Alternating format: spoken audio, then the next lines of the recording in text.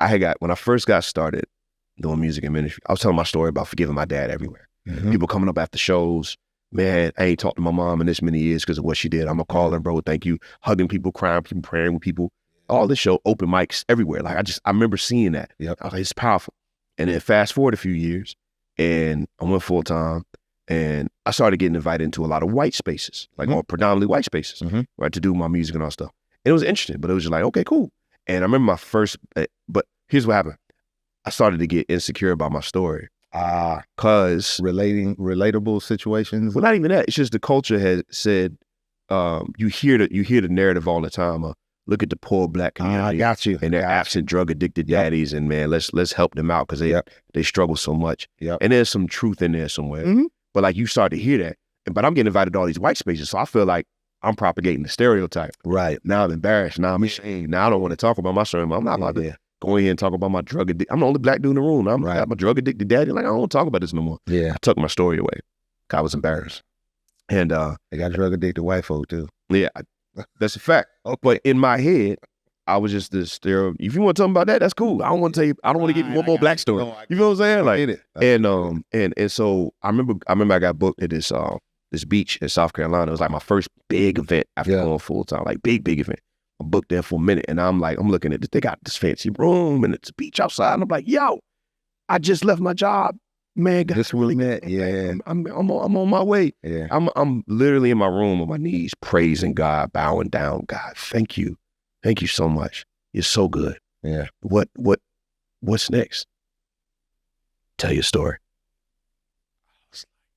Not on the beach. Not on the beach.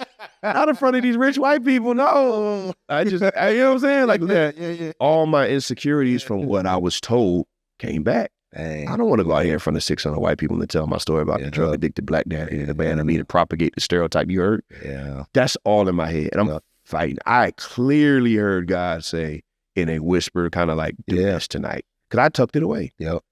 I get out there on stage, I'm doing the concert. We had a ball, like we jamming, we're going nuts in there. And it's just, I just kept feeling the pat on my shoulder. Do it. Hey. What's the story? Hey. Come on. You know what I mean? I got you this job. Hey. Right. That's it. And I just finally give up and push through the shame and the embarrassment. I tell my story. That's good. Dad left me drugs, and I'm up here fighting all the feelings of like, push through it though. Drug addicted daddy, And then I do something I never did before. I said, hey, if you've been through something like this, you understand where I'm coming from. Raise your hand. How many hands? Bro, 60 to 70% of the hand. I watch a sea of white people's hands go up. Yeah. And immediately on stage, I said, God, please forgive me. Because I judged them the very way I was afraid they were going to be judging me. Mm-hmm. I stereotyped them the way that I've been afraid they was going to stereotype me. Yeah. And that's when God dropped something on my mind I've lived off of ever since. Sin doesn't segregate. It does not. Sin doesn't segregate. You don't care what your complexion is. I don't care, dog. Like, you are a human trying to figure out human life, have a human experience. That's it. And my worldview is that we all live in a sinful, broken world. Yeah. And regardless of your melanin shade or lack thereof, you are not safe from that. You are not exempt. No. And we all trying to figure it out. She coming to get you. And we all got, add community issues and political, those things are real. Yep. But man, I just learned that night. I was like, man, I'll never not tell my story again. Because I don't know who needs to hear it. Mm-hmm. And God forbid my imperfect human eyes prejudge somebody, say they don't need to hear my story because they got this. Right. And that person doesn't get free because I was disobedient and prideful. And so the encouragement, man, is your story matters. If you're in, and I want to say this too, if you're in the middle of not knowing how you're going to get out of your story, you don't have that turnaround moment yet. You don't have that solution yet. Yeah. I want to encourage you that your story, the story that's being written about you, still matters. Mm-hmm. You're the only you that we're ever going to have. We're never going to get you again. That means you're infinitely valuable. Purpose, dignity, value, worth is immeasurable because you're here. And God crafted you. All right. Even if you believe that you just popped up here and God didn't make you, you're still the only you we're ever going to get. And the same thing still applies.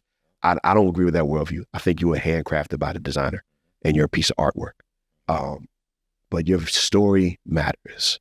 And I pray that you find a healthy community with which to process and share it as the pages are being written. Absolutely. With the belief that Christ can turn all this around for your good, his glory, and the good of others Yes, indeed. if you just let him keep writing the story.